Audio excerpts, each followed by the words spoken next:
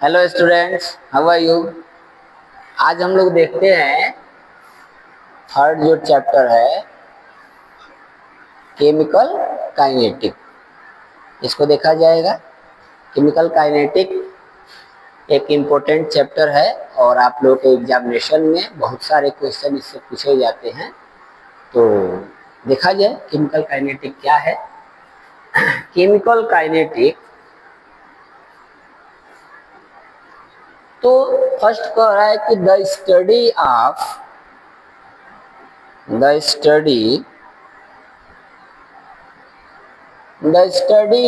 Rates of chemical reactions. यहाँ पर एक चीज बताई गई है, देखो ये रेट ऑफ केमिकल रिएक्शन, यही तो मेन चीज है। Rate of chemical reaction,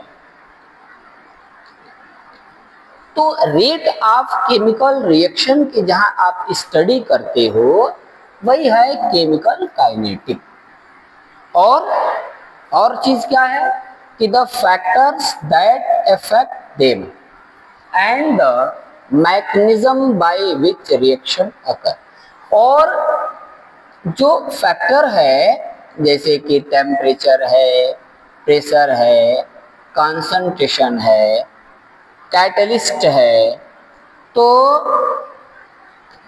temperature किस तरह से रेट को इफेक्ट करता है, प्रेशर किस तरह से रेट को इफेक्ट करता है, कंसंट्रेशन किस तरह से रेट को इफेक्ट करता है, और जो कैटलिस्ट होते हैं वो किस तरह से केमिकल रिएक्शन को इफेक्ट करते हैं। इसी की स्टडी केमिकल काइनेटिक चैप्टर में की जाती है।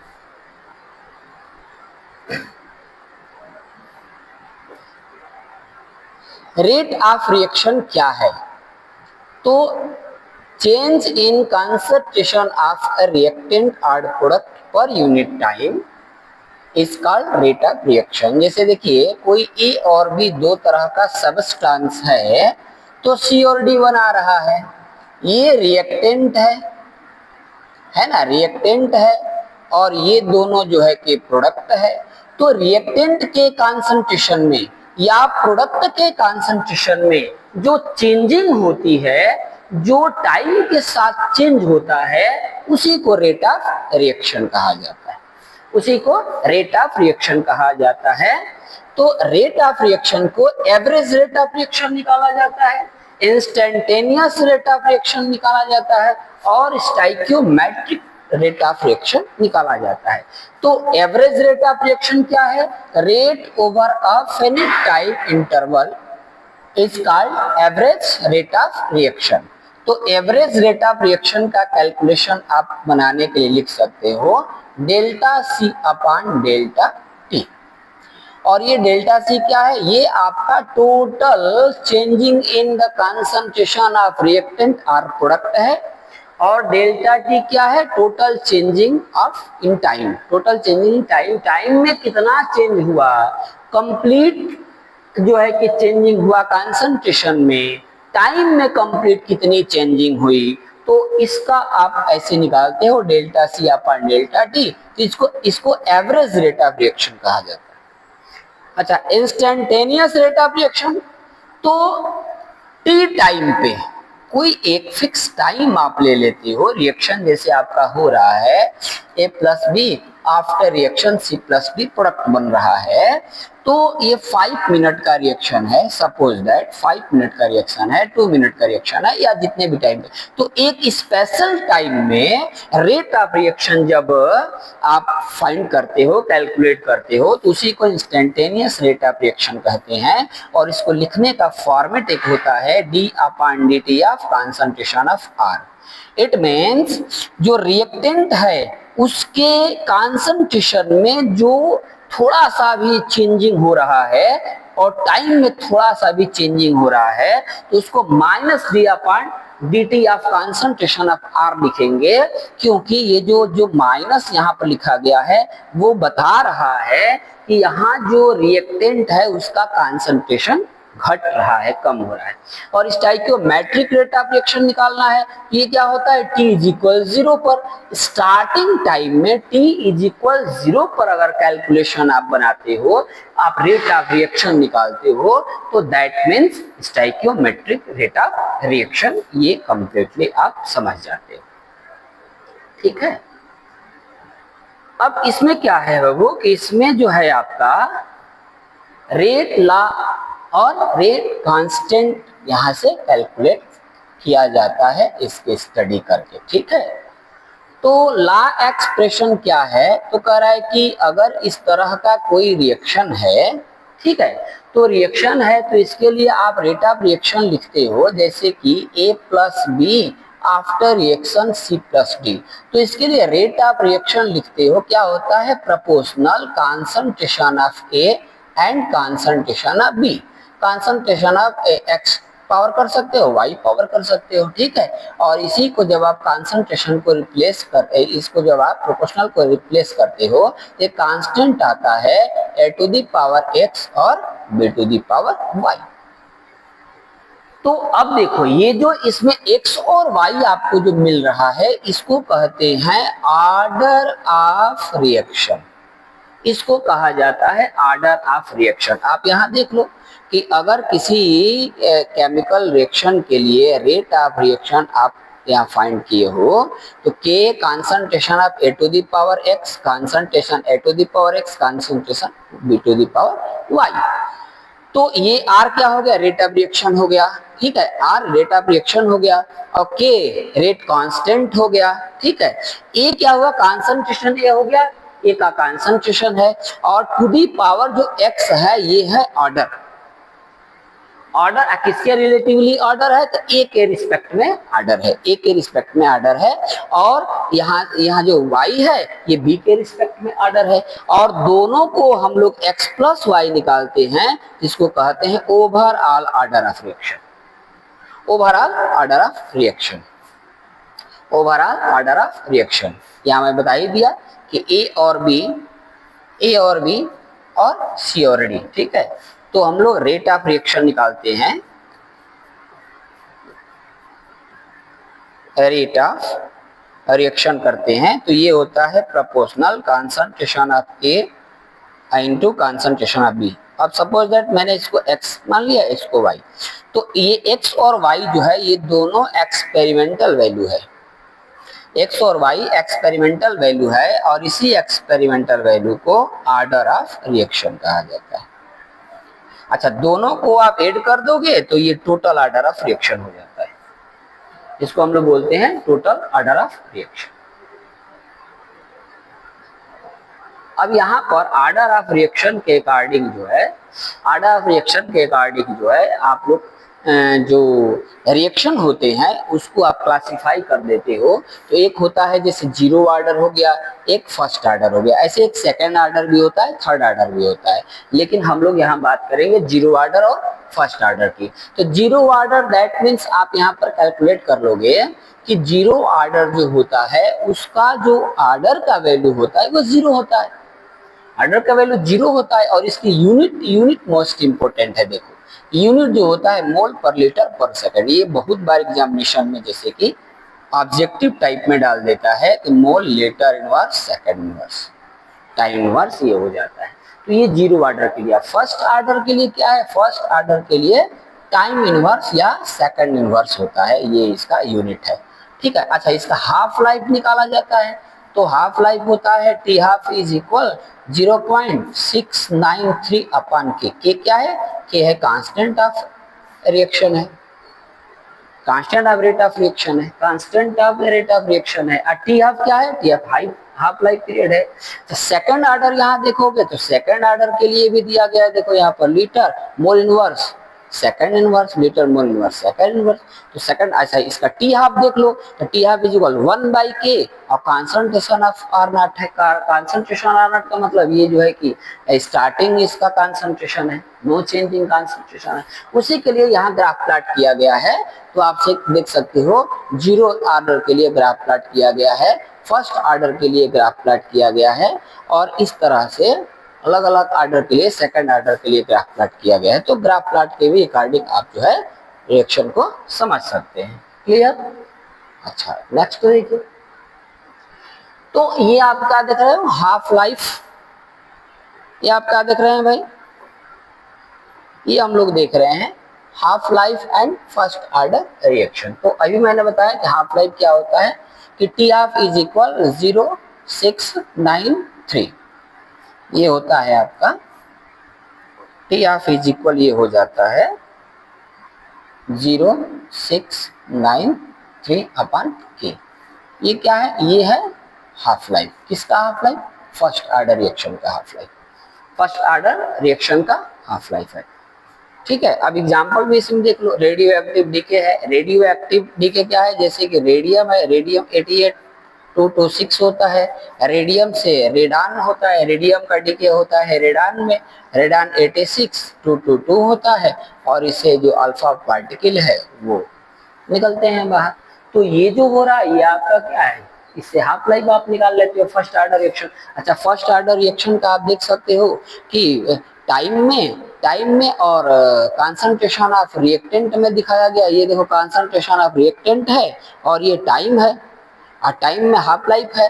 तो आप देख रहे हो कि एक जो ये ग्राफ जो बन रहा है ये क्या है, ये आपका ग्राफ जो है फर्स्ट ऑर्डर रिएक्शन का। ठीक है, और इसकी हाफ लाइफ आप देख रहे हो तो कांस्टेंट हाफ लाइफ मिल रही है, हर जगह देखो कांस्टेंट हाफ लाइफ मिल रही है।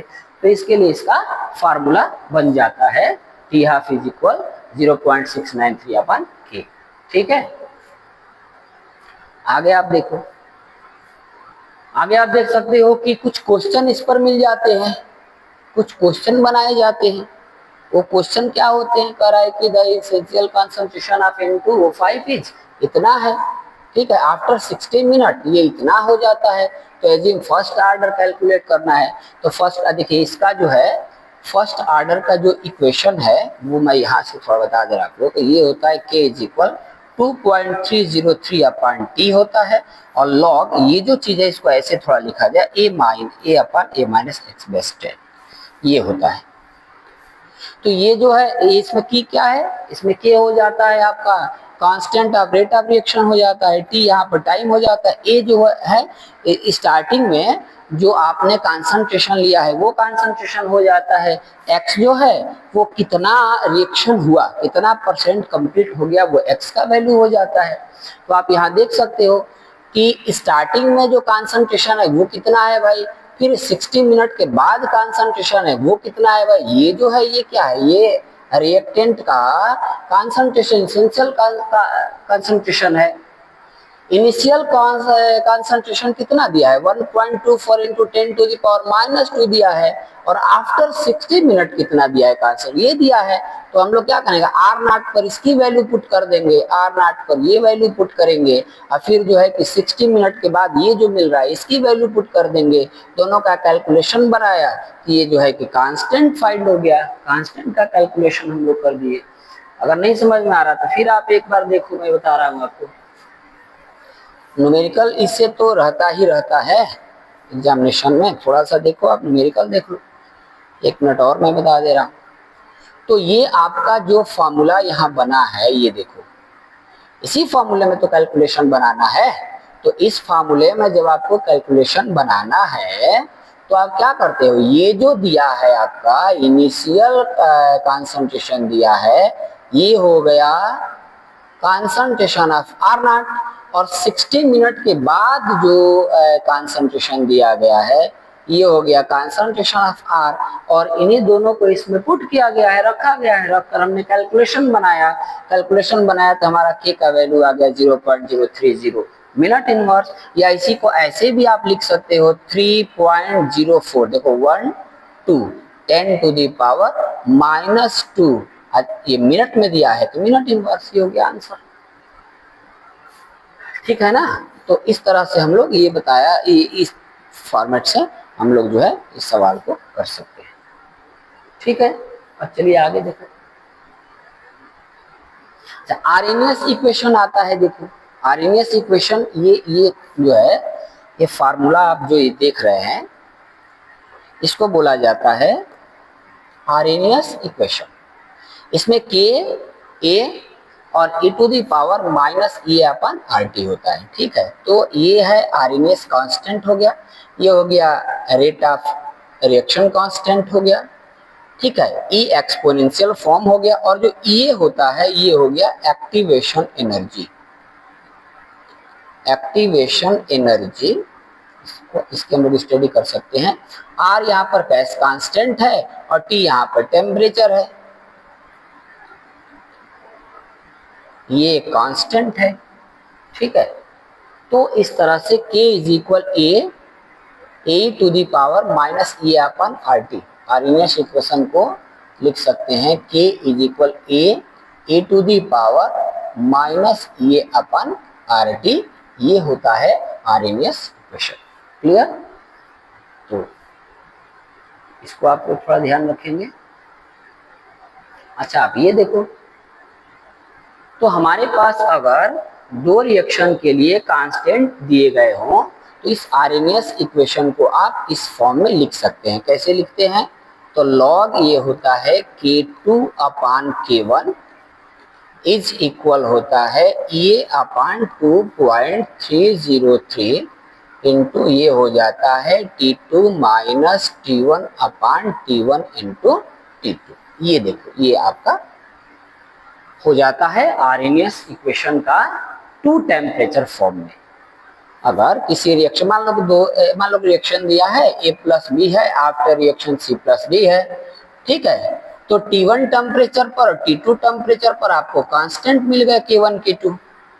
केमिकल रिएक्शन हो रहा है, दो टेम्परेचर दिया गया है, तो T1 और T2 टेम्परेचर दिया गया है, तो T1 पर आपको कांस्टेंट मिल गया K1, T2 पर आपको कांस्टेंट मिल गया K2। तो T1 और T2 से जो कांस्टेंट मिला है K1 K2, तो उसका जब आप रिलेशन निकालेंगे तो ये बनेगा, देखो log K2 upon K1 is equal ये अपान 2.303 into T2 minus T1 upon T1 into T2।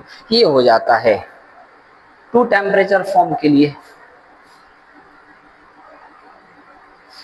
To temperature form के लिए हो जाता है। एक ये चीज क्या है, आप देखो कि कोलेजन थ्योरी क्या है, आप थोड़ा सा इसके बारे में समझो। देखो, ये कोई रिएक्टेंट है, सबस्टांस है, ए कोई सबस्टांस है ना, ए कोई, अब बी भी है, ये हमने इसको हम लिख गए सबस्टांस एक है और ये सबस्टांस 2 है। तो कह रहा है दोनों के मिड में, दोनों के बीच रिएक्शन तब होगा, इन दोनों से प्रोडक्ट तब बनेंगे जब इन दोनों के जो एटम हैं, जो पार्टिकल है, वो क्या होंगे, वो कोलाइड होंगे, वो कोलाइड होंगे। जब तक कोलाइड नहीं होंगे, तब तक प्रोडक्ट नहीं बन सकता है, ठीक है। अब क्या होता है, जैसे 1 2 3 4 है ना, ए के मॉलिक्यूल है और ये हो गए बी के मॉलिक्यूल। आप थोड़ा समझो, 1 2 3 4 ए के मॉलिक्यूल हो गए और ये बी के मॉलिक्यूल हो गए। तो कह रहा है कि जब तक कोलाइड नहीं होगा, जब तक एक दूसरे से कोलाइड नहीं होंगे, तब तक रिएक्शन नहीं होगा। लेकिन सभी कोलेजन से रिएक्शन नहीं होता है। टोटल जो आप देख रहे हो बन रहे हैं, कोलाइड हो रहा है, तो सभी कोलेजन से रिएक्शन नहीं होता है। जिस कोलेजन से रिएक्शन होता है उसको इफेक्टिव कोलेजन कहा जाता है। जैसे इस वाले से रिएक्शन हुआ तो इसको बोलेंगे इफेक्टिव कोलेजन। अब इस इफेक्टिव कोलेजन के लिए, जिससे कि रिएक्शन हो, उसके लिए इस मॉलिक्यूल के पास एक्स्ट्रा से ज्यादा एनर्जी होना चाहिए। उसी एनर्जी को ये कहा जाता है एक्टिवेशन एनर्जी। एक्टिवेशन एनर्जी होना चाहिए। एक्टिवेशन एनर्जी नहीं है तो इफेक्टिव कोलेजन नहीं होगा। इफेक्टिव कोलेजन नहीं होगा तो रिएक्शन नहीं होगा, और रिएक्शन नहीं होगा तो रिएक्टेंट से प्रोडक्ट नहीं बनेगा। तो कोलेजन कॉन्सेप्ट या कोलेजन थ्योरी ये कहती है कि जब तक दो है तो दोनों के जो एटम, जो पार्टिकल हैं, जो मॉलिक्यूल्स है, वो कोलाइड होंगे, और कोलाइड होंगे तभी क्या होगा कि प्रोडक्ट बनेगा। जब तक इफेक्टिव कोलेजन नहीं होगा तब तक प्रोडक्ट नहीं बनेगा। आज सारे जो कोलेजन है सबसे प्रोडक्ट नहीं बनते हैं, सबसे प्रोडक्ट नहीं बनते हैं, प्रोडक्ट उससे बनता है जो इफेक्टिव कोलेजन होता है। इफेक्टिव कोलेजन उन मॉलिक्यूल्स के बीच होगा जिनके पास एक्टिवेशन एनर्जी होगा, जिनके पास क्या होगा, एक्टिवेशन एनर्जी होगा। आप देख सकते हो ए और बी का इफेक्टिव कोलेजन हुआ, ए बी जो है कि ये होते हैं और इससे प्रोडक्ट बनता है। यही नहीं, एक और केस है, उसमें क्या है कि राइट ओरिएंटेशन होना चाहिए, दोनों आमने सामने, दोनों रिएक्टेंट के सब्सटेंस के जो मॉलिक्यूल है वो दोनों आमने सामने होने चाहिए, तब इफेक्टिव कोलेजन होगा। समझ रहे हैं, तब इफेक्टिव कोलेजन होगा और तब जो है कि प्रोडक्ट बनता है। ये आपका होता है कोलेजन थ्योरी। अच्छा, मॉलिक्यूलरिटी आप देखेंगे तो रिएक्शन में कितने मॉलिक्यूल पार्टिसिपेट कर रहे हैं ना, number of reacting species in a elementary step. Elementary step में कितने मॉलिक्यूल पार्टिसिपेट हो रहे हैं, that's called molecularity of reaction. Molecularity of reaction कहा जाता है। तो उस तरह से हम लोग उसकी स्टडी करते हैं। अच्छा, अब देखिए, आप कुछ ऐसे फैक्टर है जो क्या करते हैं, रेट ऑफ रिएक्शन को इफेक्ट करते हैं। ठीक है, रेट ऑफ रिएक्शन, जैसे कि कोई इक्वेशन चल रहा है, as for example N2 plus 3H2 after reaction 2NH3। ठीक है, 2NH3 after reaction 2NH3। Clear है, तो ये रिएक्शन चल रहा है। अब इस रिएक्शन के रेट को कुछ ऐसे फैक्टर है जो कि इफेक्ट डाल देंगे, है ना। तो पहला है टेम्परेचर। टेम्परेचर क्या करता है कि रेट रफली doubtless for 10 degree Celsius rise increases के बाय आर्हेनियस इक्वेशन। कहने का इसका वो है कि रेट ऑफ रिएक्शन जो होता है वो टेम्परेचर इंक्रीज करने पर आप देखेंगे कि इंक्रीज हो जाता है। उसका रीजन क्या है कि जब आप टेम्परेचर इंक्रीज करेंगे तो जो रिएक्टेंट है उसके जो मॉलिक्यूल्स है उनकी काइनेटिक एनर्जी बढ़ेगी, और जब काइनेटिक एनर्जी बढ़ेगी तो उनका कोलेजन फास्ट होगा, मैक्सिमम होगा। और जब कोलेजन मैक्सिमम होगा तो effective number of effective collagen बढ़ जाएंगे, और नंबर ऑफ इफेक्टिव कोलेजन जब बढ़ेगा तो रिएक्शन ऑटोमेटिक फास्ट होगा। तो टेम्परेचर इस तरह से इफेक्ट डालता है। कंसंट्रेशन है, तो कंसंट्रेशन क्या है कि आप जब मैटर जो है उसका अमाउंट जब बढ़ा रहे हो, रिएक्टेंट का अमाउंट बढ़ा रहे हो, तो मॉलिक्यूल का भी अमाउंट बढ़ रहा है। अच्छा, मॉलिक्यूल के अमाउंट बढ़ने से कोलेजन ज्यादा होगा, कोलेजन ज्यादा होने से इफेक्टिव कोलेजन ज्यादा होंगे, इफेक्टिव कोलेजन ज्यादा होने से रिएक्शन फास्ट होगा। तो ये कॉन्सेप्ट है। तो आप कंसंट्रेशन इंक्रीज करते हो तो रेट ऑफ रिएक्शन भी इंक्रीज होता है। ठीक है। अच्छा, कैटलिस्ट में आप देखिए, कैटलिस्ट में क्या होता है, पॉजिटिव कैटलिस्ट होते हैं। तो पॉजिटिव कैटलिस्ट क्या करता है कि रिएक्शन का जो एक्टिवेशन एनर्जी है उसको लो करने का वर्क करता है। जो कैटलिस्ट होते हैं वो क्या करते हैं, एक ऐसा पाथ प्रोवाइड कराते हैं जो एक्टिवेशन एनर्जी को क्या करता है, एक्टिवेशन एनर्जी को कंज्यूम करके लो कर देता है। अब जैसे ही एक्टिवेशन एनर्जी लो होगी तो कोलेजन करने वाले जो मॉलिक्यूल होंगे, इफेक्टिव कोलेजन वाले मॉलिक्यूल, उनका नंबर बढ़ेगा, और जब उनका नंबर बढ़ेगा तो रेट ऑफ रिएक्शन भी बढ़ेगा। तो पॉजिटिव कैटलिस्ट क्या करते हैं कि रेट ऑफ रिएक्शन को इंक्रीज कर देते हैं। सरफेस एरिया देखिए, finally divided solid react faster, more surface exposed for contact. तो ये सरफेस एरिया भी जो है वो उस तरह से रिएक्शन, रेट ऑफ रिएक्शन को, ठीक है। तो आप थोड़ा सा यहाँ ये देख सकते हो कि रियल लाइफ एप्लीकेशन में क्या है, फूड प्रिजर्वेशन है ना, कैटलिक कन्वर्टर है, रेडियो कार्बन डेटिंग है, ठीक है, और ड्रग मेटाबॉलिज्म है।